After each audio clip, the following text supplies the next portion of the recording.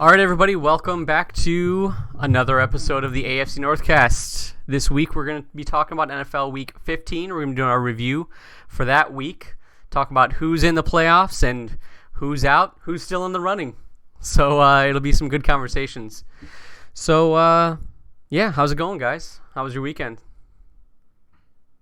It was good. It was a relaxing weekend of just watching everyone else in the division flounder. Yeah. I didn't do great on my bets, but it was a good weekend of football. There were some fun games. You did fine on the pick'ems, right? I don't even know. Let me double I didn't check. start well. There were some upsets I didn't get, and there were some upsets I picked that didn't happen. It was a week. Oh, never mind. No, I was on the top of the podcast. But I had a big week in fantasy. Yeah. Oh my God, I don't want to talk in about our my weekend. league semifinals, scored 185 points and advanced to the championship game. Well, so No big deal. yeah, so this happens to me all the time. I'm like head of the points the entire season, going to the playoffs or like the week before the playoffs where I need it to be, right? So let me give you an idea of my roster, right? Chris Godwin, Dalvin Cook, Dalvin shoulder Cook, injury. Amari Cooper, right? Mark Andrews, Cortland Sutton, and Russell Wilson. That was my starting lineup. And yeah, it was a total of about like 80, how many points? Yeah, it was ridiculous. I've been scoring like 120 to 140 all year, with the exception of this last game that just passed and the game before it. It's like 80-something points. But yeah, man, Kamara didn't really do much of anything. Dalvin Cook didn't do much of anything. It was bad. And then Cyber, I had as a kicker, but... We've got a championship matchup in our league. Our league's been around for 8 years. 4 guys have won it twice, and 2 of those guys are in the championship. So it'll be my pleasure to be the first to win it 3 times. That's a big accomplishment. You started off real bad too, didn't you? I start off like 1-4. Yeah. It's quite the comeback, man. I know of a pretty awesome franchise that started off this season 1-4. Who knows what the future holds? Nice. Subtle, I might say, even. But yeah, That's what I'm known for. As far as the pick'ems go, I came out on top for the podcast, but there was a 4-way tie for the top of the regular picks. Who's at the top of overall right now? Brian. Overall now, Brian and Harry Banana are tied at 147 right. Season's almost over, man. I'm 2 behind, and the People's Picks, who seems like he wins a lot of weeks, at least for a little stretch there in the middle of the season, is 6 behind. Well, season's almost over, so claim your victory. That's right. Claim your victory. But let's talk about some AFC North stuff. So we'll get started with some news. Chad, you had some news for us. Since we're still talking about fantasy and stuff, I'm going to ease us into AFC North because I heard about this on Sunday, and it just struck me as so fascinating that I had to write it down. So the Cowboys won the coin toss in their game, and Dak asked to kick instead of deferring, which means that in actuality, the Rams got to receive both kickoffs because of the terminology that he used, because he requested to kick instead of deferring the ball, which is, I've never heard of this happening, but I just thought it was amazing. Did the Cowboys just they just muck shit up, and you can almost always trace it back to their coaching. Which it's their own fault, because Jason Garrett has Jerry Jones has a puppet in place as a head coach. And so this is what you get when...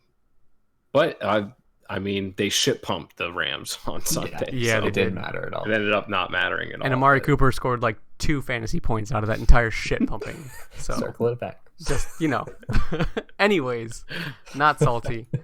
All right, what else we got going on? Yeah, that was, I don't know, man. It was a strange situation. I don't know how that shit happens, and also how they so blatantly... What's the word? So blatantly interpret the rule, if that makes sense. It's almost like malicious compliance kind of a thing. Like, oh, well, you requested to kick, Yeah. I didn't even know it was possible for it not to alternate until until this game. I've been watching football my whole life. So it's, just one of those things where, yeah, maybe it something was new. like a ref just being kind of mean.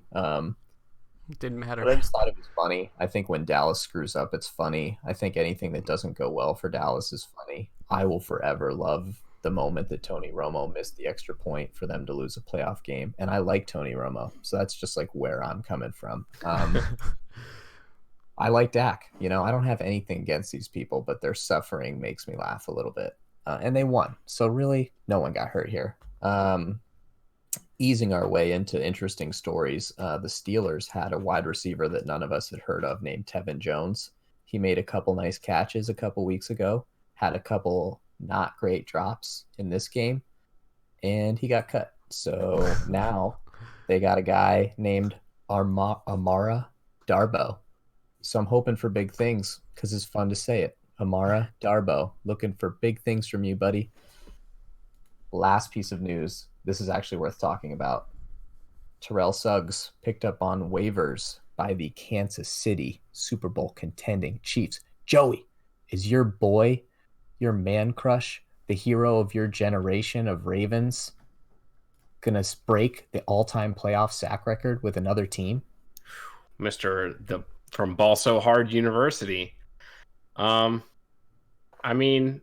think this is all. So the 4 teams put in waiver claims for him. The Ravens were not one of them. Well, that wouldn't have made sense because they were last. So right, there's no point. They just signed him. I don't remember. They were all playoff teams. And so I think this is almost even a game of keep away more than the Chiefs needing, edge help or anything like that. But he provides veteran leadership for a team. And if he can get a sack or, a batted ball on a big third down or something like that, then it's worth it, especially with the playoffs around the corner. So, yeah, it's an interesting signing at the least. There's a reason Arizona cut him, but he's on the twilight of his career, and it would have been cool to have him in Baltimore for like a one last ride type of thing, especially with the promise of this team. But he very well could win a Super Bowl with the Chiefs too. I thought it was interesting because to me it sounded like the storyline was he wanted to do like a retirement through the Ravens was kind of the thing, but sounds like not going to be able to happen.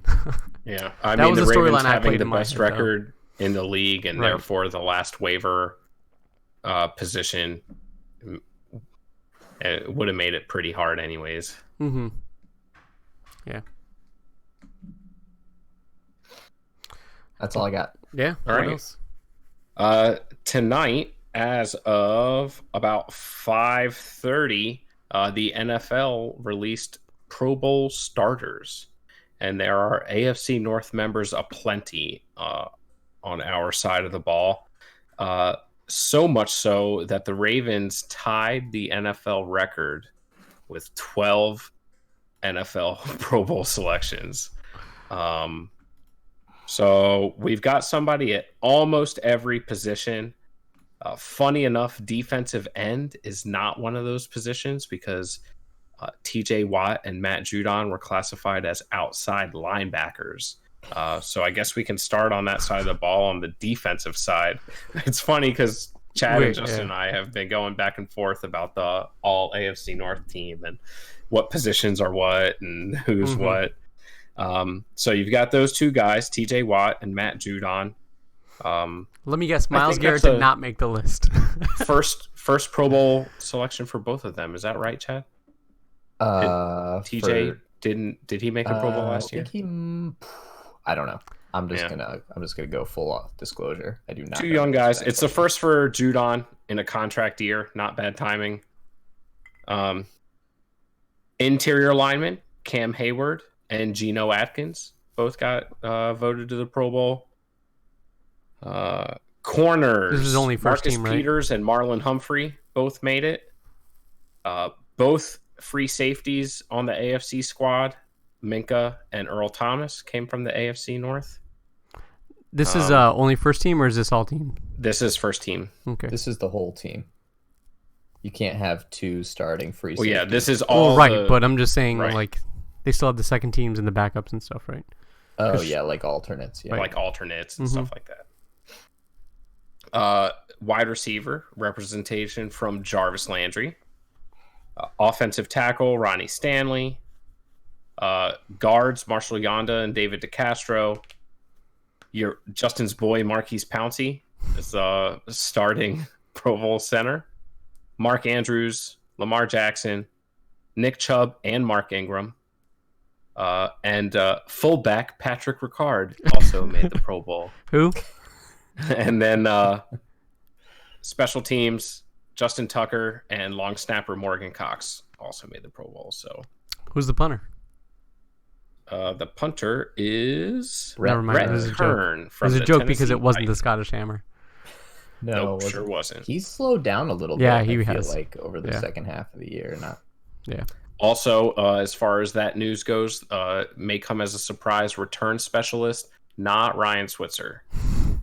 I couldn't believe it. What a snub! Mhm. The way that he waves off those inside the 10 punts, no one even thinks to try to chase that shit down before it bounces in the end zone. It's like he should win an Oscar for that shit, plus a Pro Bowl nomination. So that's it. I don't think any big surprises. If Myles Garrett No. didn't get suspended, he's probably on that list. Yeah. No Joe Schobert, though. Yeah, that's actually surprising. Yeah. I Going mean, against- the Browns haven't. If the Browns were good, Right. It's a different he conversation. gets a little bit more Hey, of that look. notoriety. That's good for Cleveland because they might be able to sign him. That's all I'm saying. Well, I Well, mean, they're gonna have to talk to him to sign him. You want to Yeah, tell us more exactly. about that scene? Yeah. Are we done with the Pro Bowl stuff, or yeah. We we'll can see be. what comes up with like second team or or alternates or whatever? Because there's a couple guys that have made it in through alternates and stuff in prior years. Specifically, Joe Schobert. He was the I only mean, the Brown. to make it. AFC's gonna have 12 slots to fill, so that's a lot. Yeah, exactly. So, I guess more to come with that. But anyways, with Joe Schobert, so we've been talking a little bit about contracts and placement and where people are, where people could be, whatever. And I found out that even though Joe Schobert's on a contract year, so next year his contract is up, apparently there's been no communication between the Browns front office and Joe Schobert's agent, which to me is just fucking bananas. And I think it's indicative of I don't even know what I want to say it's indicative of. What do you guys think of it? How about that? Let's start there. Well, I'll jump in because I actually read this article and I wasn't going to bring it up because it felt like we've been piling on the Browns a little bit lately. And Pile it. I know you're a big fan of Joe Schobert, and I've grown to like Joe Schobert too. I think he's a really good player. What it got me thinking is obviously they like Mac Wilson. And it made me wonder, like, what's the state of Christian Kirksey's contract? He's got Because like if another they 2 or 3 years left, I want to say. So maybe they're thinking they like Mac Wilson enough. Christian Kirksey comes back, and they still have Taki, who's been getting more snaps over the last couple weeks. So it's not so much they don't like Schobert. It's They don't want to pay for it. yeah, maybe they think the money can go elsewhere. I will That's say the Mac best- Wilson best couldn't thing tackle Kyler Murray for shit. That was pretty frustrating. Like arms wrapped around this 5'5", 150-pound man. Couldn't bring him to the ground. But we'll get there when we get there. So Yeah, I I don't know. don't like We'll it. see with Mac Wilson. I don't know. He's obviously getting a lot of snaps, but he just has not impressed me thus far this season. But hey, I guess much like Rashard Higgins, I'm not in the practices, so there's stuff that maybe I don't know. I mean, but he's a hell of a linebacker, so The crazy know. thing about Joe is he's got the stats, but he's also like known widely as like the quarterback of their defense. Like he's Yes. the guy that knows what's going on Mhm. mentally. And like you can, you know what, like it's going to sound ridiculous, but you can throw away the 130 tackles, but you can't throw away the guy that knows where everybody's supposed to be. right. Like the Ravens did it with CJ Mosley, and they had to sign all the best players in order to try and figure it out. And it was still a mess for half the year. Like, Yeah. and it's still not perfect, frankly. Like Well, So it's like a big deal to not even be talking to him. maybe. I mean, but here's a question: is maybe that's not getting done the way that it should, and maybe that's one of the reasons why the Cardinals put up like 30-something points on the Browns, right? I don't know. It's interesting to think about where their defense has kind of been missing at some points, leaving guys completely wide open throughout the season, and I don't know. Maybe. That's a fair point. If you're going to put the success on him, some of the failures could be a result of poor communication as well. I've never heard anything bad, even potentially about Joe Schobert, come out of your mouth. So that was pretty wild to me, by the way. Yeah. All right. What else do you guys got? You guys want to keep rolling with the Browns? You guys got something else before we pile onto that heaping fucking steaming hot mess? We may as well talk about the dog pand. Dog pand. Lead us on, Justin. What happened? What happened out there? Let's get into the off the field stuff first, because I think that's going to segue into the on the field stuff. So something that we have touched on, and I guess has been touched on in the media lately, is the idea that Odell Beckham Jr. Might want out of the Browns, and then now there's rumors that Jarvis Landry also wants out. This comes after a disagreement that Jarvis Landry had on the sideline with Freddie Kitchens. So it looked like they were yelling at each other for some reason.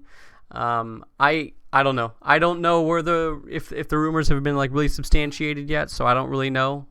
So I'm not going to put that on him, but that's, I guess, what's being said. I will say, though, that it was like one argument on the sideline of a, 15-game season so far. And that's like the one like hot clip they got of Jarvis Landry. And apparently they're taking that claim with Odell and now putting it on Jarvis and saying that Jarvis and several other Browns players were saying, "Come get me." And where I have trouble with this is to the 3-8-1 Cardinals. That's like where he picked his battle finally, was the 3-8-1 Cardinals and Kyler Murray. I don't know, maybe, but regardless, that's where the things are. Apparently, it seems like things are kind of in disarray with the Browns as far as the organization goes. And I'm going to tell you the biggest thing that came from me from all this hoopla, if you will, that's going on in the sports media about the Browns was actually Kareem Hunt. And this is, kind of from the horse's mouth kind of a thing. Kareem Hunt said to the media that he feels that players are not giving 110% and that people are giving up too early on some plays and people are not putting in the effort where they need to inside, on the field and off the field. And that to me is a big deal because I've never known Kareem Hunt to be outspoken.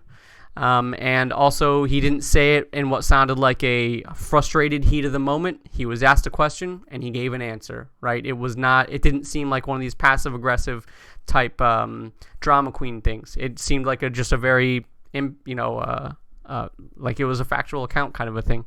And that kind of got me wondering, what's going on with the team, man. I don't know. Yeah, I think Kareem Hunt's perspective is really interesting because he may be the winningest player in the locker room as far as like being on teams with a winning culture. Like, who else is there, So maybe it is interesting of all the people to have him emerge as like a vocal leader type of role, if that's what this is. And it may be something that they need because all this stuff with Freddie, and we've given lip service to it already with like, it just seems kind of fake, like the fake taskmaster, like, oh, coach's decision, not going to play Njoku or not going to play Demarius Randall, when everybody knows that he's not. His reputation is as a player's coach. So he's not there to be Bill Belichick or Tom Coughlin. And from the very beginning of this game, it seemed, at least that first drive on defense for the Browns, immediately it was like, oh, like these guys look flat. Like they just don't have it today. They look kind of disinterested in tackling, like from the jump. And if the next couple weeks are like that, Freddie may just be one and done. Whether you agree with it or not, and I know, you hire a guy to stick with him, but to have the wheels fall off down the stretch like this, and I was gonna say to Chad, I think I need him to like revitalize me with some of that juice, man, because it's falling apart in my head right now.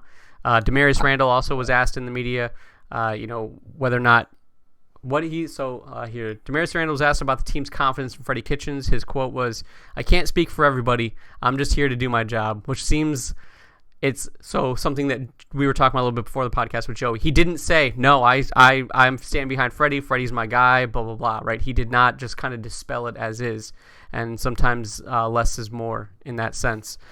So to me, if the locker room has lost confidence in Freddie Kitchens with the players and the positions that you have, like that's you have to have that. I mean, you have star power all over the place, and you have one opportunity to use it, so you got to use it, man.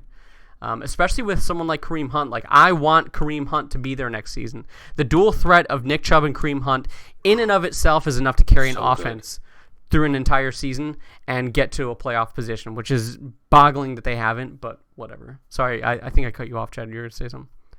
No, you're fine. And most of what I was going to say is really that important. You guys have covered the bulk of this. Mostly, I'm just pissed about these news stories because I was fully prepared to come on this podcast delivering hot takes about the Browns D not giving 100% and about Landry wanting to leave the Browns. Like, I had it in my notes just from watching the game. They went down. So Landry had the argument with the coach, which totally agree. Everybody argues with coaches, especially wide receivers. It's like, if you're any good at wide receiver and you don't argue with your coach, like, you're actually not as good as you think you are.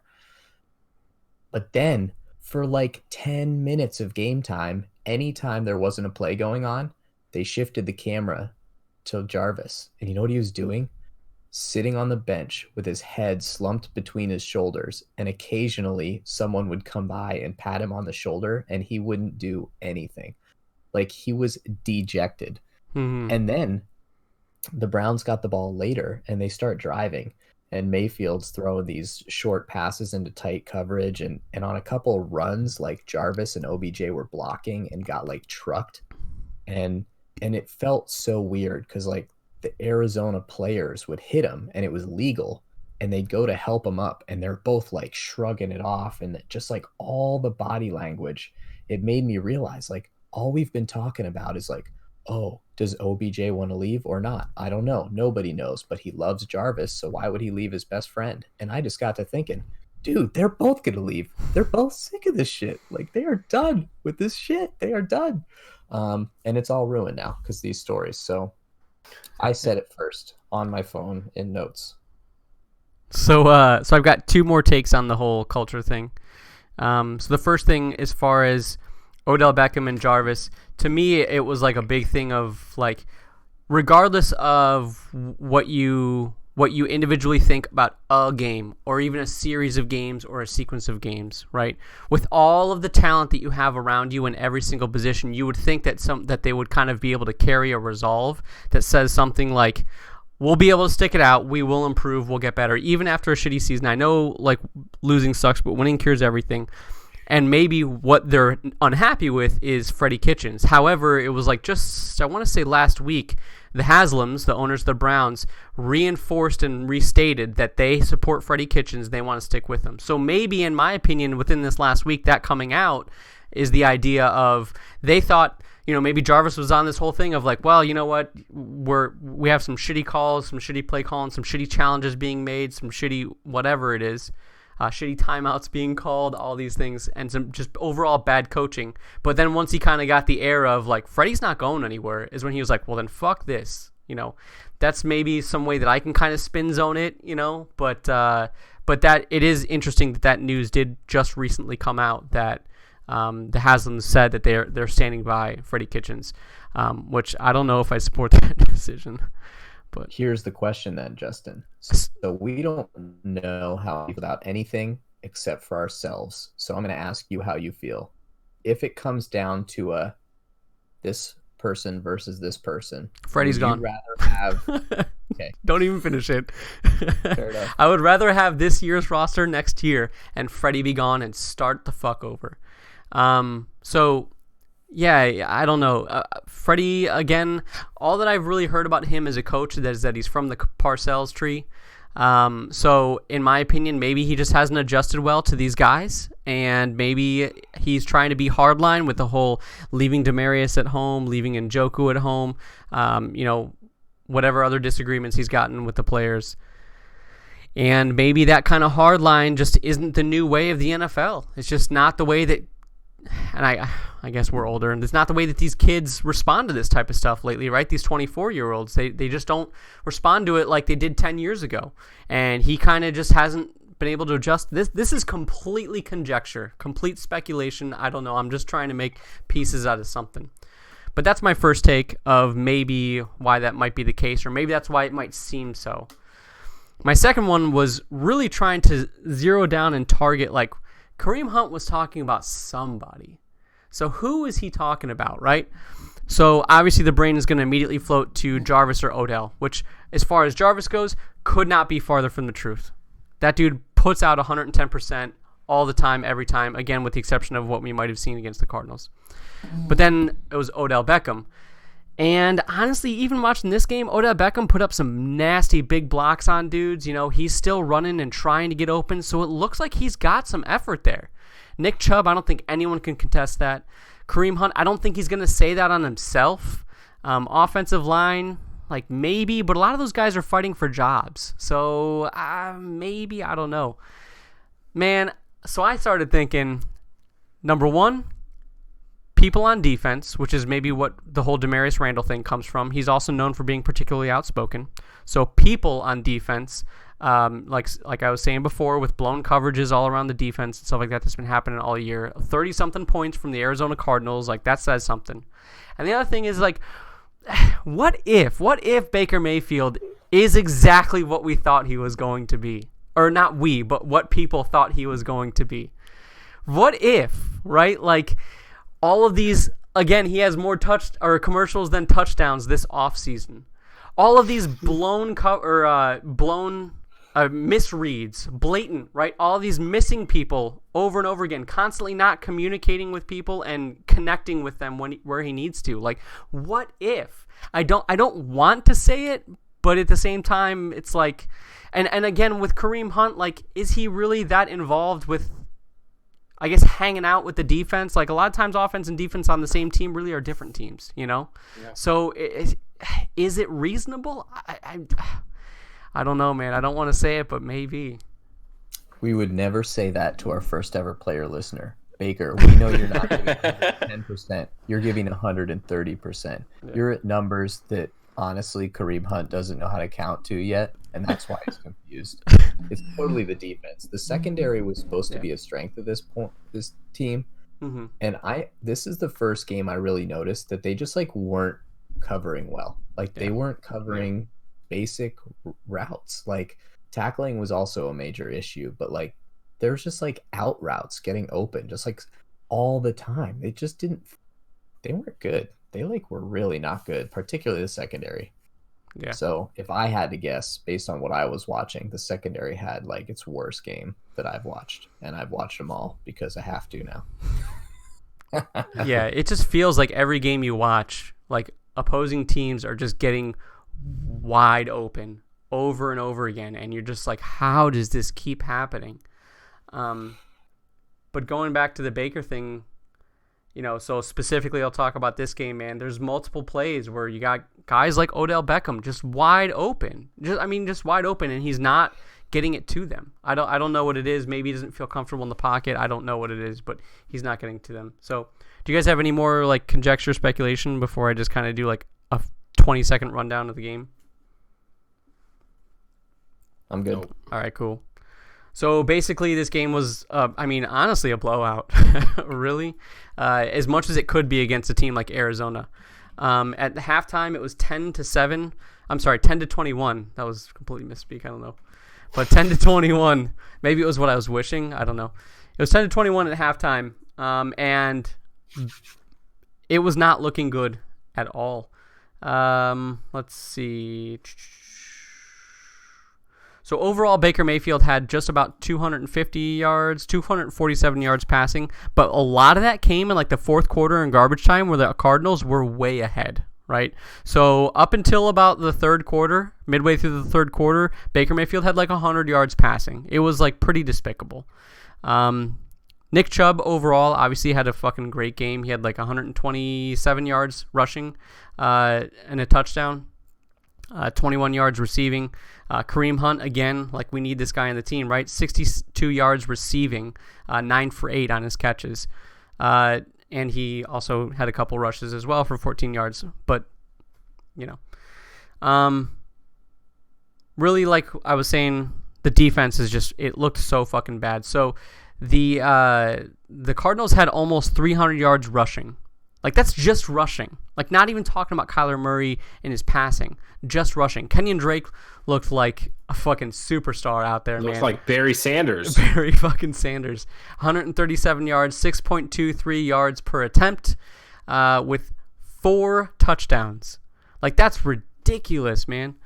Absolutely ridiculous. Just on the ground with Kenyon Drake by himself. And then Kenyon Drake now has 10 career rushing touchdowns. FYI. Yeah. Kyler Murray had a single passing touchdown, 219 yards overall throughout the game. Honestly, this entire time, the Cardinals imposed their will on the Browns every single time. I want to say there was one, maybe 2 drives where the Cardinals did not score any points whatsoever, and one of them I think was off of the interception early in the first quarter. So it's pretty. It was pretty frustrating to watch. The Cardinals basically just had their way the entire game.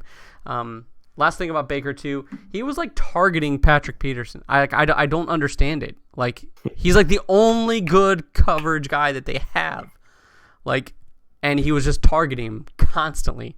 I don't know. Maybe he was trying to prove a point. I say that he could get over him. I don't know. But the 2 interesting things about the Cardinals coming into this game. They had the second worst pass defense in the NFL coming into the game. And they had the second worst red zone offense coming into this game. But somehow, I don't know. Like I said, had their way. So, as I said on the preview podcast, I can't explain it. I just feel it. Yeah, it was true. Felt it coming. So with that, the Browns are officially out of playoff contention, basically because the Titans, if the Titans did lose out, the Titans would win the tiebreaker. So the Browns are out of playoff contention. That sealed it. Nails in the coffin. 8-8 is the best they can do, but I really don't see it coming. So 8-8. That seems like a record of significance for some reason. Yeah. Is that $20 check in the mail by any chance, or? Anyways. Never mind. My last pile on to the Browns is another Kenyon Drake nugget.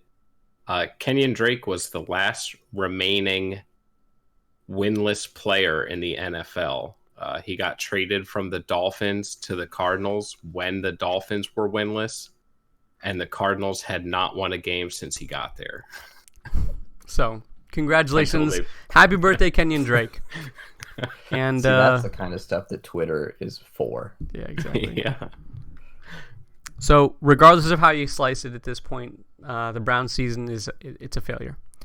So, we'll probably talk a little bit more about that as we get to the filler stuff. Well, not filler, but when the playoffs kind of happen, right? And we talk about the Ravens, then we'll kind of do some reviews on the other team's seasons and stuff. But in my opinion, as a Browns fan, the season has already been a failure for a while. But, I mean, nails in the coffin. So,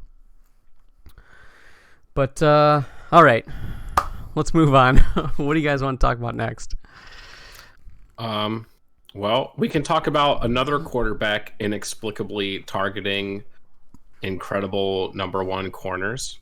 Oh, yeah? Because that happened in another game in the AFC North this week. Yeah, man.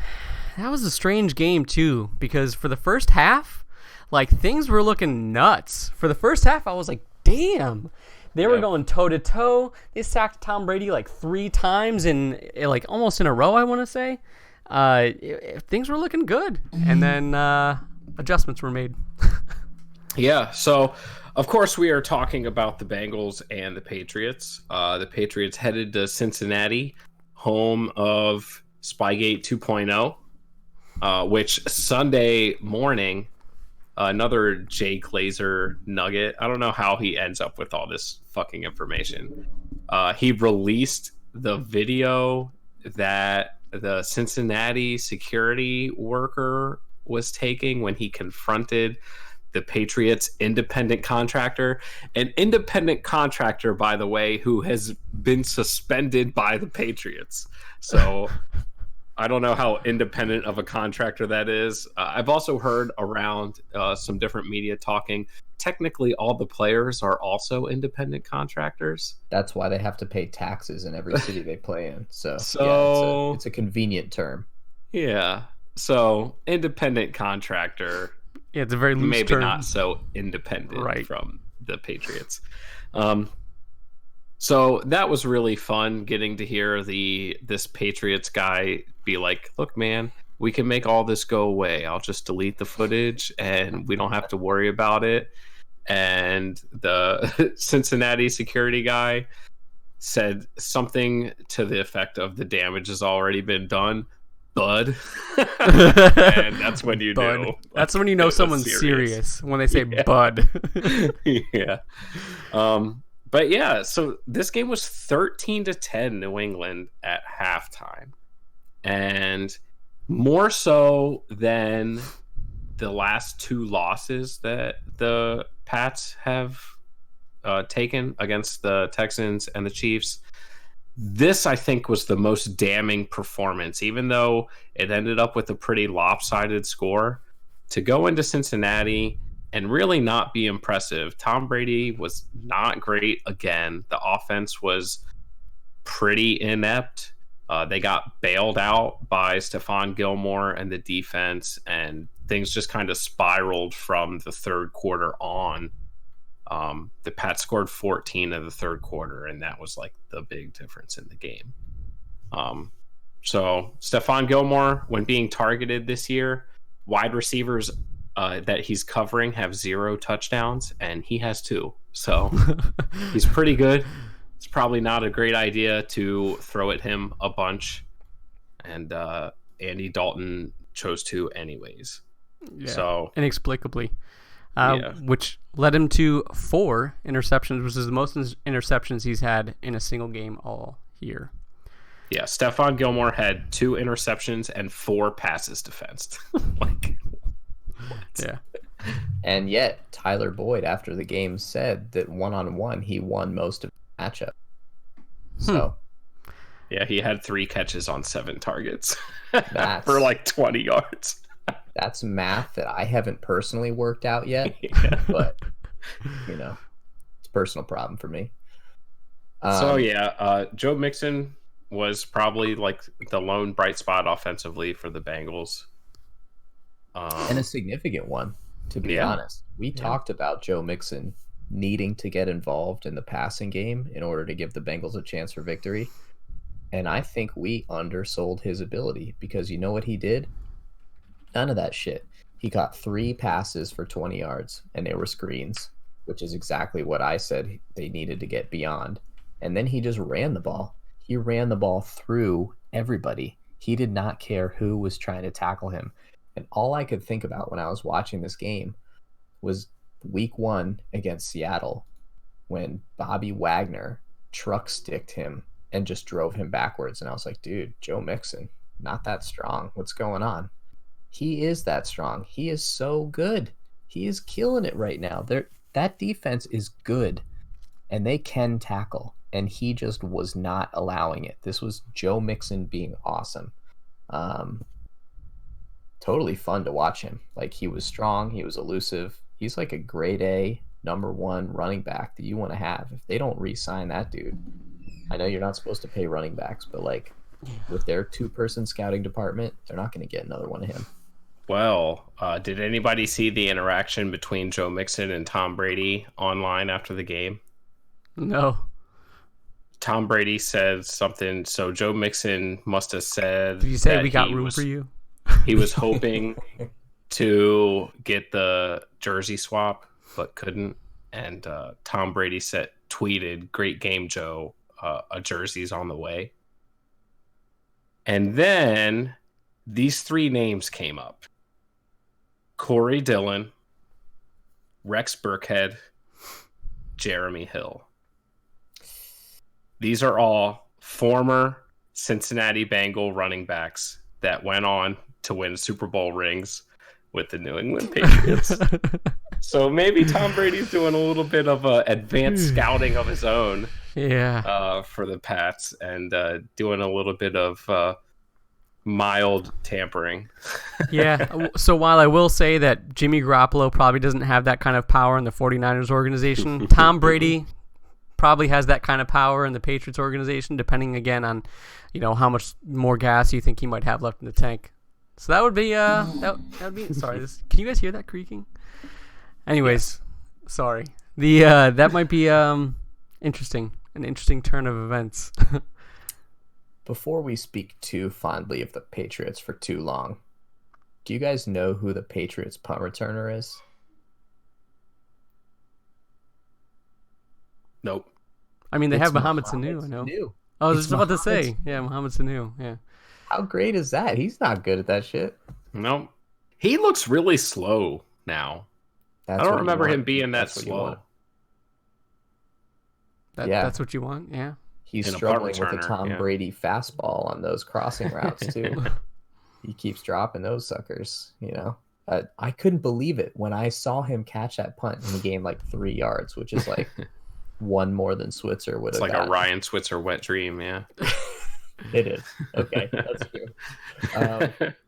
I was like, dude, the Patriots are usually sneaky good at all that stuff, special teams and whatever. They don't have one other guy. They don't have like their fifth cornerback that's super fast or something. Mohamed Sanu, he wasn't even on the team in the beginning of the year. Like, what? That is not good. Not good at all. We'll see where that And- road takes him. Did you guys notice the Cincinnati Bengals attempt at the onside kick? Mm-mm. Oh my God, this was the best part of the whole game besides the Stephon Gilmore interceptions. So he kicks it right and it goes 5 yards and everybody just runs and stands around it. No one even dives on it like sometimes they do. They all just kind of Yeah. but then it's going so slow that they're kind of all just walking and like gathering around it. The commentator, and I wish I remembered his name, but I don't know. He goes, It "Great was job like on-" the D crew Yeah. on this So this call. is a quote. Great job on the spin. You could not spin it any better. Yeah. That shit killed me, man. They're trying so hard to be nice, dude. He kicked the ball like half the distance it was supposed to go. Yeah. They're all just standing there looking at it. It was so pathetic. Oh my God. It was the best. That was the best. That's really the only thing I needed to talk about this game. Yeah. So 34-13 Patriots. You guys got anything else you want to talk about with this one? Nah, man. All right, cool. Well, so we did have the Jets and the Ravens, but we were kind of casting when that one happened, and it was already kind of out of hand. So anything you guys want to talk about with that one? I mean, yeah, it was more of the same. Lamar had like 80 yards rushing and around 200 yards passing, 5 touchdowns, no picks. He broke Mike Vick's single season rushing record. He did. That's right. That was a big part of it. Yeah. The Jets scored more than you would have liked to see from the Ravens, but pretty much everything after the first quarter ended was garbage time. Yeah. So Yeah. I don't mean, know. Yeah. the Jets only had 7 points going into the fourth quarter, so so they ended up 21-42. Obviously Ravens won, but I wouldn't put too much weight on that. But yeah. So anyways, what's up? I want to say something about the Ravens. All right. Say just enough to dismiss it because I don't want to talk about it much. But honestly, This is one of the most impressive performances. I mean, Lamar was the wide receivers. He had 5 touchdown passes. Like, it's looking more and more like all the little things that I guess I try to bring up about how Lamar and this offense can be defeated. It's like a shot in the dark. Like, it's just probably not going to work. You basically have to have an excellent defense, play out of its mind, and just guess right because of the deviations in the running game and the short passing game that you can't even just be really good.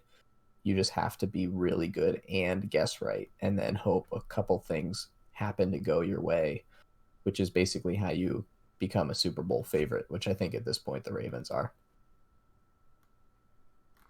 Yeah. So obviously the Ravens are locked up now for the playoffs. So now it's just all a matter of where they're going to end up being. First round bye, Yeah. home field advantage. What are we looking at?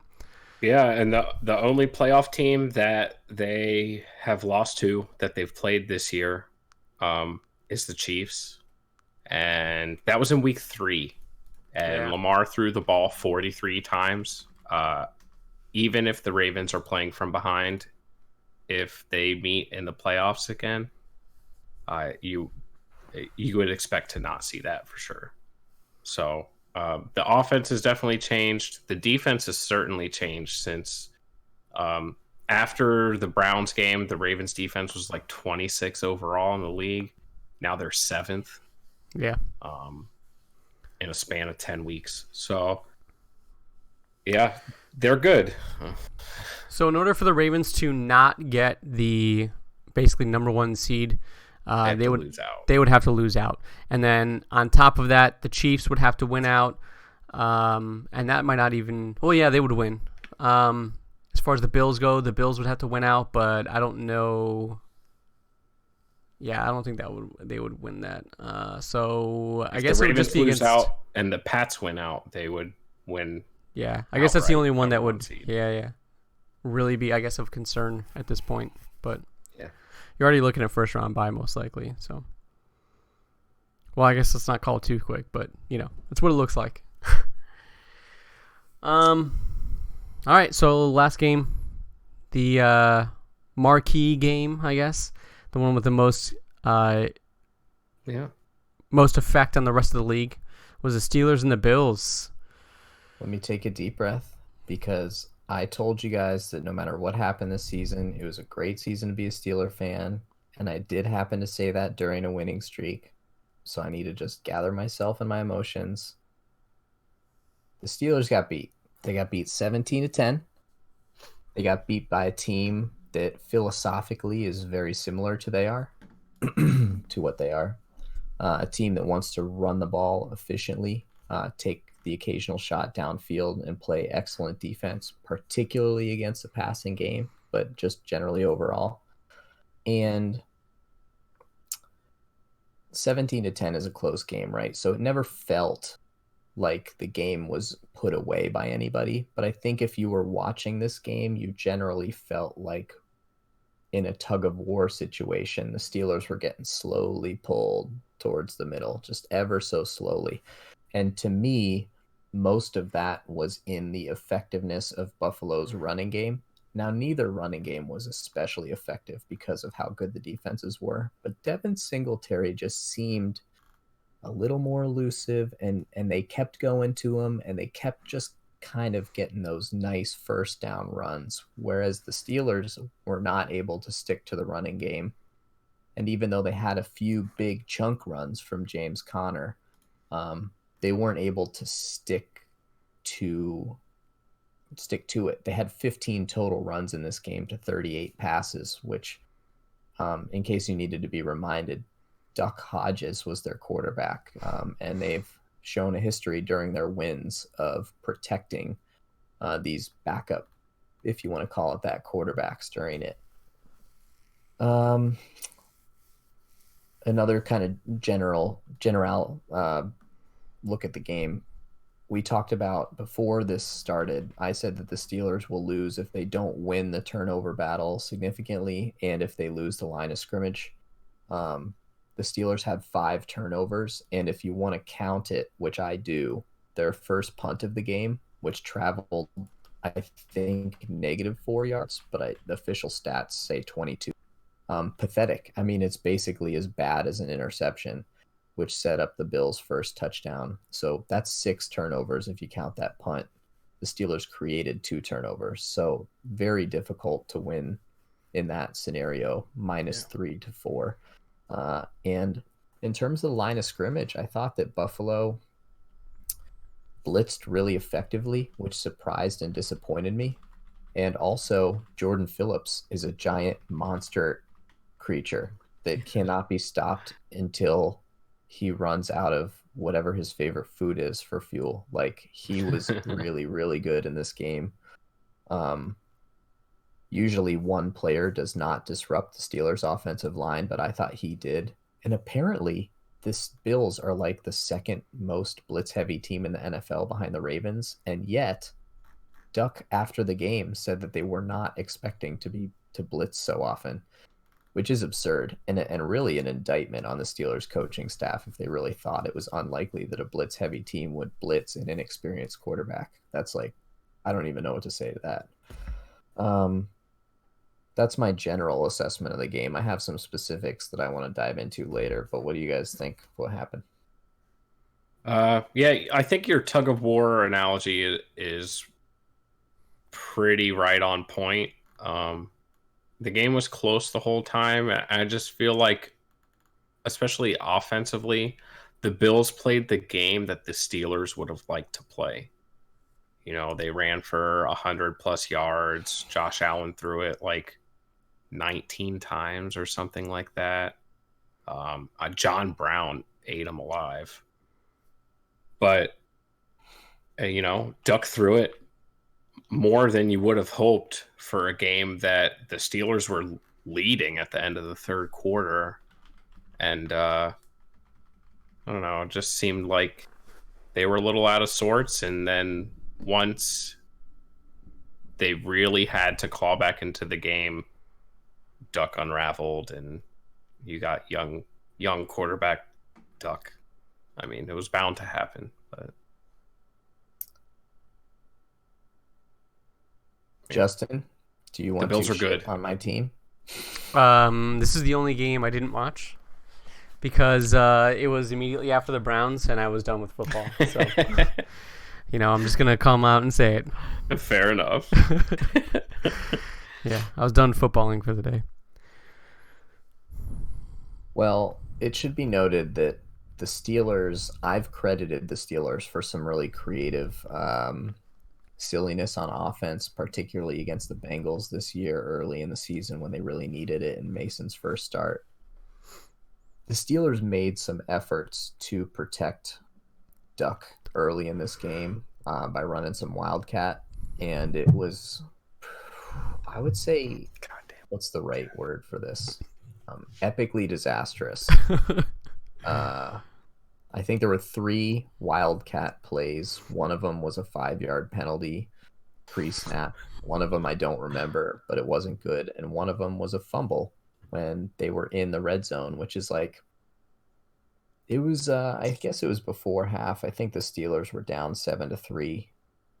They had just gotten an interception. They were like, this was the time when we talk about it in this podcast, right? The Steelers can't do long drives, so they need to get these opportunities, and then they need to take advantage of them. And then they fumbled it away, and it's like, okay, well, the Steelers score like, what, 17 to 23 points a game, maybe? So you just took like 3 to 7 of those points away, and that's like a really big deal. It's not, we're not talking about the Ravens here. We're like, oh, they're going to score 6 touchdowns instead of 7, you know, like, these points matter in a major way. So even though the score didn't indicate that was like, this was a big problem, to me, I knew that I was going to, at the end of this game, look back on that drive and say like, wow, that was huge. But for the record, for all those people out there that are like, oh, Deontay Johnson fumbles all the time, the Wildcat was shit. Pro Bowl, who, for the record, I'm a Steeler fan. I would not put Marquise Pouncey in the Pro Bowl this year. He's had a bad year. He is blocking acceptably, but he is like every game at least one bad snap. And in this game, he snapped it into the ground. James Conner had to pick it up off the try and to Deontay Johnson. So now you have a non-quarterback handing off to a wide receiver off a snap that just bounced off the ground. And this is on Pouncey, that fumble. So that was a pretty big time disappointment. Would you guys mind if I talk a little bit about Duck's interceptions? Sure. He had 4. A lot of Steeler fans want him to be benched. We did this when Mason had his game against the Browns. I'm sure it was really fun that time for you, Justin, because we got to celebrate each one of his interceptions. Joe So Schobert Duck celebrated him. He did. As a side note, the Steelers announced today that they're sticking with Duck Hodges. They did, and they should. You can't look. I'm consistency guy on this. You can't be bouncing back and forth. You can't have a quarterback thinking that one mistake means you're benched. Like, Right. you just got to live with it. Like, we don't have a Pro Bowl quarterback. We got a quarterback that we need to protect and hope that Mike Tomlin's words here, he doesn't kill us. So Duck had 4 interceptions. He had one real early in the game. It might have been on their first drive, actually, because I wrote on my notes for that drive, "Welcome back, Mr. Conner," because I think he opened the drive with a 15-yard run. It's great to see James Conner back on the field. On a long third down, basically, Duck threw a deep sideline pass to, I guess it was Deontay. It was either Deontay or James Washington. Doesn't matter. Micah Hyde intercepted it. Tre'Davious White intercepted it. And it basically, to me, on initial watch, it looked like I called it a punterception. I didn't really care. It's a long third down. You're in their territory. It's a punt. You give your receiver a chance. But I want to give the Bills credit here because I rewatched it on the coach's film, and Micah Hyde was creeping towards the line of scrimmage, and Duck points him out as a possible blitzer and then goes into his cadence. Micah Hyde on the snap runs straight back, and he double teams and basically creates a much smaller window for Duck to throw into that he wasn't expecting. And then Tre'Davious White comes up with the ball on a really nice catch. So if you want to criticize Duck for that, I would say you want to criticize the pre-snap read and the adjustment, like his ability to adjust to that stuff on the fly, quick decisions wasn't there on that play. But credit Micah Hyde for being very deceptive with the coverage. The second one really looked bad. This was the deep out route to, was it Washington? Nope, it was Deontay. So Deontay ran a deep out, and it basically looked like Tre'Davious White was waiting for it since like last week. It's like he made the cut before Deontay did. Yeah, so I rewatched this one even though I didn't feel like I need to, and I just want to say that like he really gave Deontay a lot of space, and if Duck had thrown that ball on the sticks, meaning to the first down marker on the sideline, Deontay had created the space and was cutting that way that I think it was a completable pass. But he threw it behind Deontay, who had to reach behind it with one hand, and that's exactly where Tre'Davious White was cutting from. So another bad throw, in my opinion, but not necessarily a terrible read. I think the throw was there. The last 2 interceptions came on the last 2 Steeler drives of the game. The first one also looks really bad. Even the commentators noted. So basically, Duck throws a deep streak route to Deion Kane, who you guys all know who he is because as soon as the Steelers sign him, we talked about him, right? So, we're educated here. So you see Deion Kane, he's a big play guy and he hasn't made one. You think he's going to catch it. I believe Jordan is his first name. Poyer comes from center field, makes what looks like a really easy interception. Commentators, great stuff, team. Note that James Washington was coming across the field and basically had no one behind him to the back right pylon, and that if Duck wasn't focused on that read, he throws it there. But thank goodness for coach's film. I looked it up and I watched it like a dozen times so I could keep track of what was going on. Dude, the guy that was guarding Deion Kane, Levi Wallace, he bites on a double move. He thinks Deion Kane is running it out, and Deion shimmies straight up, and he stumbles. Deion Kane is wide open. If Duck throws that ball straight over him instead of underthrowing it, which he did even on completed passes to James Washington deep earlier in the game twice, that could be a touchdown. But instead, he underthrows it and leads him towards the middle of the field where Poyer is coming from. So again, a not very accurate pass that I think actually could have been a touchdown if he either threw that accurate or potentially threw to James Washington.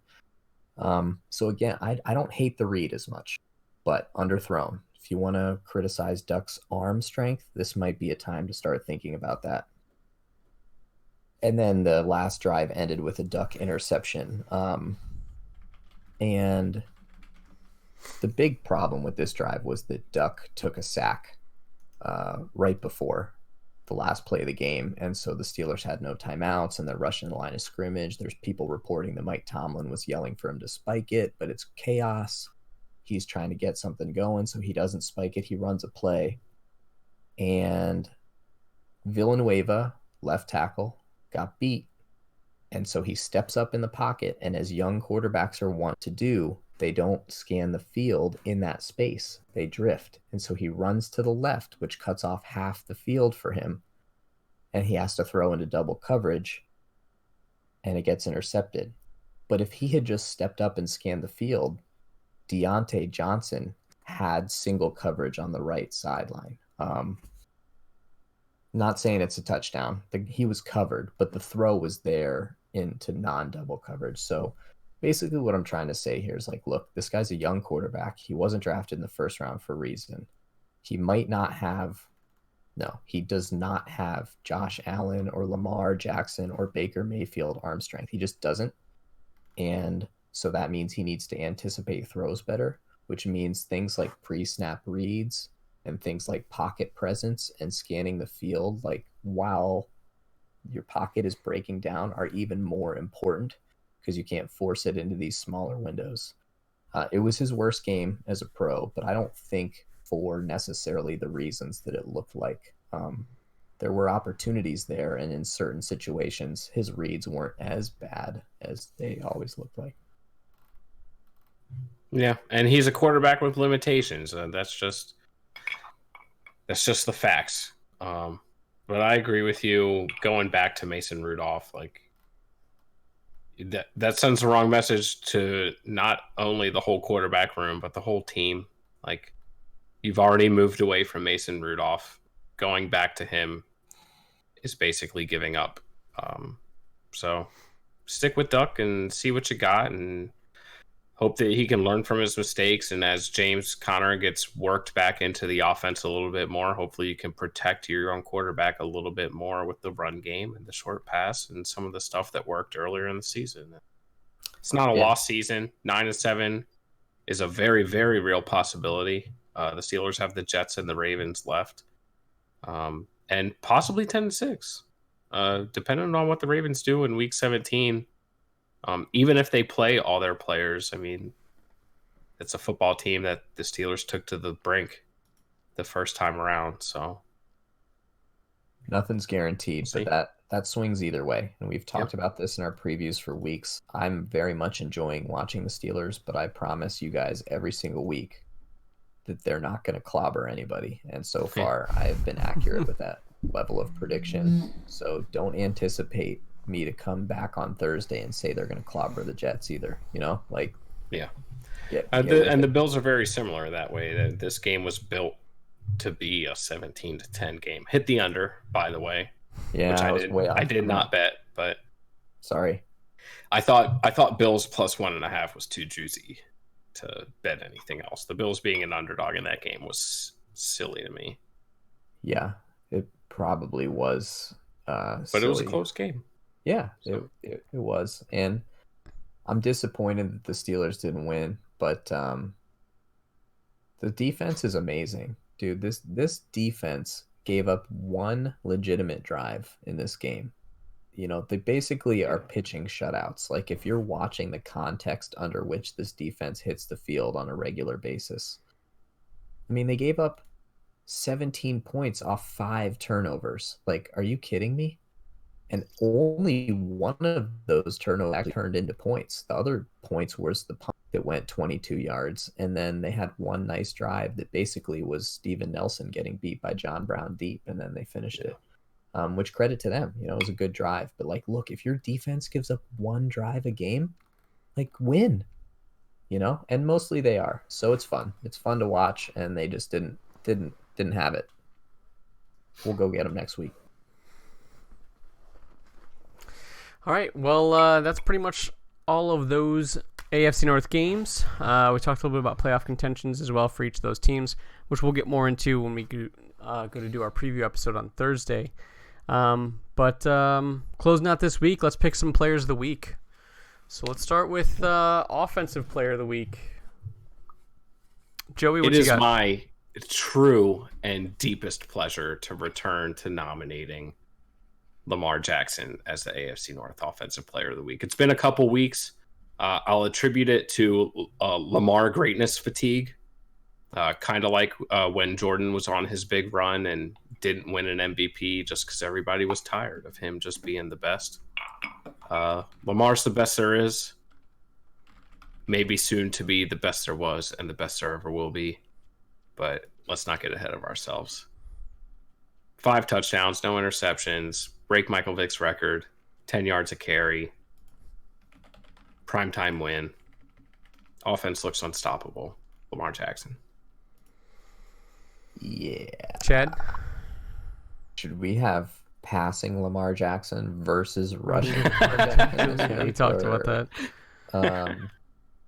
I think you could make a case to have one of 2 running backs lose this vote to Lamar Jackson. Justin, if you choose to, I'll let you advocate for your player. Yeah, so I'll bring up Joe Mixon. The Bengals offense generally stank in this game, but as Joey and Justin pointed out, it was a very competitive game up to halftime. And even though everyone knew that Joe Mixon was going to be the focal point of this offense, the Patriots defense, which for the first 2/3 of the season was spoken of only in historical terms, not even in this year terms. We only spoke about the Patriots in terms of their spot in the historical record book type of conversation. Could not tackle Joe Mixon. It took the first guy missing, and then Joe Mixon would run until 2 more people wrapped him up and eventually brought him down. He was just really awesome in this game, and it was not scheme. They did not do the things that the Patriots are bad at. They just ran, and he just wouldn't get tackled.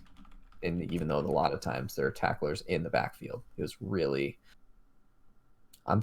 If I said anything bad about Joe Mixon the first month of this season, I apologize, because he's great. And it just speaks to the type of prospect that he is. Usually a prospect has to go visit a program when they're being recruited, but the whole program came to him to watch him. And in all that talk, I didn't even say it. He had 25 carries for 136. So real nice day on the ground there. Yeah, so I guess I'm going to nominate Nick Chubb to lose to Lamar Jackson this week. So Nick Chubb, 127 yards, rushing total, 7.47 yards per carry. For a running back, that's pretty fucking insane, right? Yeah. We joke about Lamar Jackson stuff, but I don't want to say the wrong thing, so I'm just going to say it anyways, and you guys can ostracize me. But something like 10 yards per carry for a quarterback isn't that outrageous with some of the other quarterbacks, what they're doing. And when you get that opening, you tend to get a pretty big opening. But with a running back trying to punch up the middle, 7.47, man, that's pretty fucking crazy. He only had 1 touchdown on the day. And yeah, man, his ability to continue the play after he gets hit, man, like his yards after contact have to be through the roof. I wish I had the stat on me. But you brought it up with Joe Mixon, and it's so much worth bringing up with Nick Chubb, how he just continues to push after that first guy gets on him. He does not care. It's a little reckless, which is why the Browns have to continue with Nick Chubb and fucking win something. But yeah, so there you go. I totally agree, and I didn't write this down, but I did note that in the first half of this game, again, Nick Chubb had it was like 6 or 7 Yeah, man. carries, and It's it just preposterous. felt like wasn't getting used. Jarvis And then in the Landry didn't third get any quarter- touches until like the first 15 minutes of the game or something. Yeah, Yeah. and Game clock that out first real time. half, Nick Chubb had over 100 yards before the third quarter was. He just comes out Yeah. and dominates right after halftime. It feels like Nick Chubb dominates despite his environment, which you have to credit him for. Yeah, He's just keep on pushing. He's Yeah. been an awesome player to watch, and yeah, after contact, he's still something. going for sure every time. All right, well, let's talk about defensive players of the week. I'll come out right. Just say I don't really have one. I can't really think of anybody. The Bengals defense played like shit, especially in the second half. In the first half, maybe you could talk a little bit about their pass rush. Browns defense played like shit. So yeah, I told you guys I didn't watch the Steelers, but what you guys think? Defensive players of the week? I will nominate Carlos Dunlap. I was just about to He's been on one for a good little while now. And he was in there getting after Tom Brady a whole bunch. I think he had a sack in that game. did. Especially early on, they were really affecting the whole front, defensive front for Cincinnati was. But Carlos Dunlap has been coming on really strong as of late. And for a defensive line that had its woes, especially early in the year, they've strung a couple good games together, and Carlos Dunlap's a big reason for that. Very surprised you put me in this position, Joey, because I chose not to rewatch the Ravens game, even though we watched it while we were podcasting, and so I felt like there's probably a player in there that should get chosen, and I was kind of counting on you to do it. So I had Carlos Dunlap and the guy that I'm going to nominate now, because I'm not going to have the Steelers defense play the way it does and not put someone on the table. TJ Watt, he's not going to win Player of the Year defensive because of frickin' Stephon Gilmore, which losing to a Patriot has its own set of emotions that I Thanks have a to lot, deal with. Andy Dalton. Yeah, for real. He probably already had it, but still. Yeah.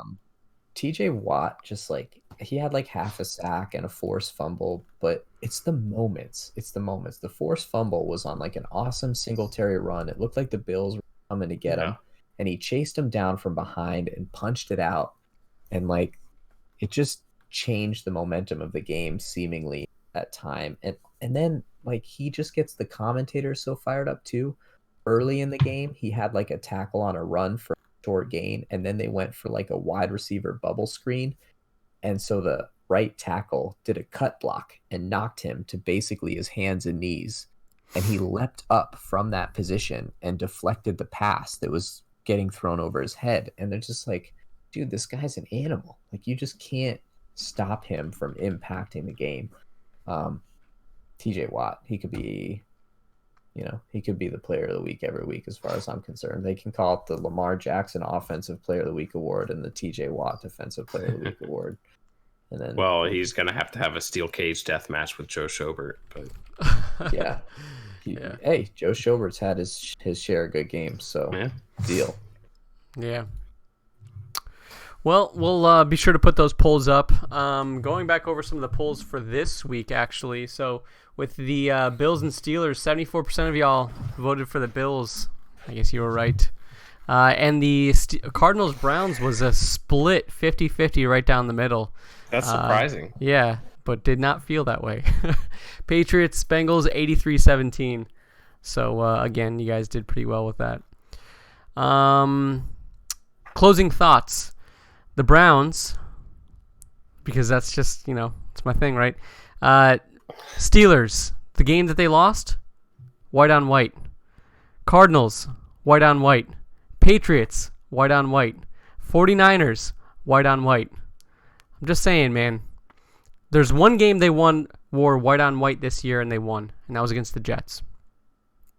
So, It was an ugly win. Falk. Yeah, They Luke barely Falk won that game. Yeah, Luke Falk barely won that game.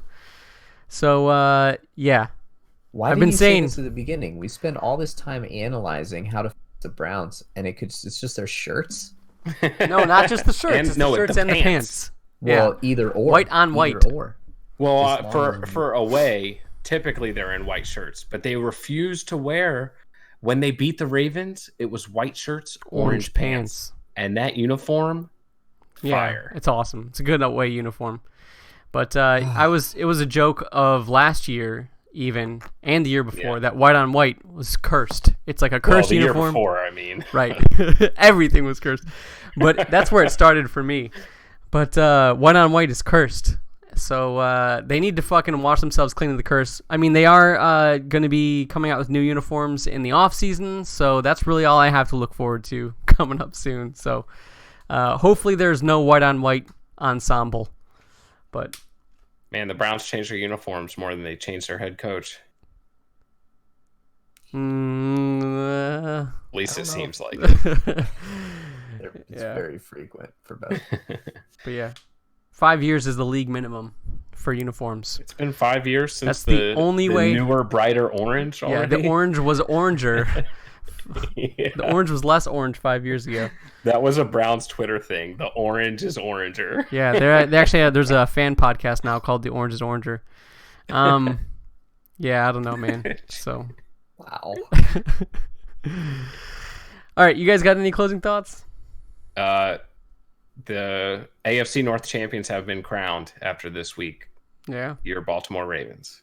they are. The Steelers are currently in the playoffs. Try not to approach any steep ledges, Stiller Nation. This has still been a very exciting and will continue to be a very exciting season. What is it next? Jets and Ravens? Jets and Ravens. Yeah, I was about to say Jets and Ravens. We'll see, man. That would be interesting and very demeaning to the Browns. But yeah, anyways, thanks for stopping by. Thanks for hanging out, everybody. We appreciate it. So Tuesdays and Thursdays, 9:30 p.m. Eastern. That's when we do this live podcast. That being said, no more Thursday night games. So there's going to be Saturday night games and Sunday night games. Next week is going to be a little contentious because obviously it's Christmas. So we'll let you know what our schedule is going to be. If there's going to, be 2 shows, whatever. We'll give you an idea of that on Facebook, Twitter, Instagram, wherever you can get your social media injection. And then podcast, man. You can listen to us anywhere that you can get podcasts, whether it be Stitcher, whether it be iTunes, whether it be SoundCloud, Spotify. We're all over the place. So check us out and tell your friends, tell your family. And rest in peace, Browns. All right, guys. See you on Thursday. Toodles. Take it easy.